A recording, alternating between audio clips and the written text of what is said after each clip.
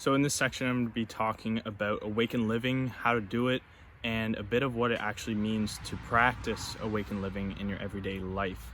So what awakened living is essentially staying and living in a certain state. And when I mean certain state, I'm talking about these three states. To really practice and dial in awakened living, you have to either live in a state of acceptance, enjoyment, or enthusiasm at all times. If you're not living in one of these three states, then you're being taken over by the false you. You're starting to go back into these stories that are in your head. Now, the first state is acceptance. This is the lowest vibrational frequency out of all three of the states, the lowest energy, but it's a feeling of peace. When you just accept what is happening in this moment, you start to feel at ease. You become present. A new energy kind of flows into what you're doing. Because if you're not accepting it, if you're not in one of the three states of awakened living, acceptance, enjoyment, or enthusiasm, then you're in a state of resistance. Resistance is the mind. Resistance is the false you, okay? So if you ever feel resistance, remember, just go right to acceptance. And you can bring this into many different areas of your life. If your mind is being very overactive, just accept that it's being very overactive. Accept that you're thinking a lot. Accept that you have these stories in your head, these mind stories, right? So you can bring acceptance into that, and that subtle energy of peace, that subtle energy of acceptance will start to transform you and bring about a transformation within you of not only your consciousness, but certain patterns in your mind too. So the second state is enjoyment, sorry. Enjoyment is the second state in the vibrational frequency, the energy that you're emitting, the energy that you feel. Enjoyment is the highest vibrational frequency. There's lots of energy and movement and intensity to it. So enjoyment is when you're doing something that you enjoy. And you'll know that when you're doing something you enjoy, you have already accepted doing it. You don't resist something and enjoy it. You can't be in these two states at once. Enjoyment is when you start to do something you love, right? So there's a bit of a higher vibrational frequency, and there starts to have like this feeling of joy that's flowing into what you're doing. It becomes natural, it becomes easy, it becomes fun, right? You start to enjoy it.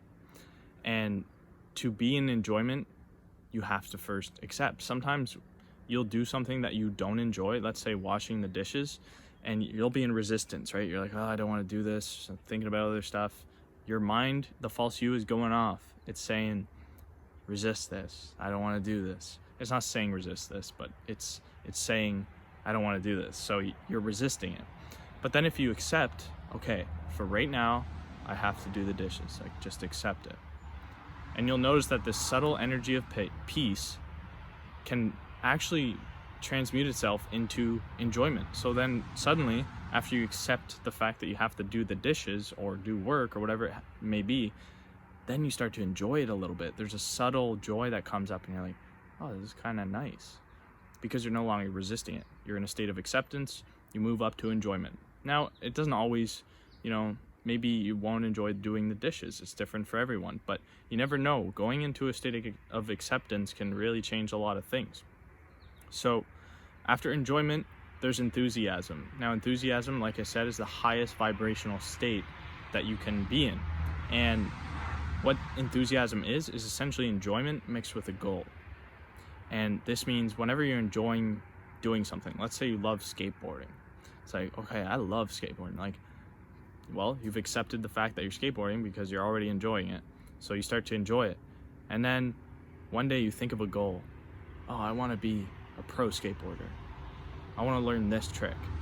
And suddenly, enthusiasm comes about and you're like, I have so many ideas. You get inspired. You get in spirit, right? So this enthusiasm is the highest energy. There's an intensity to it.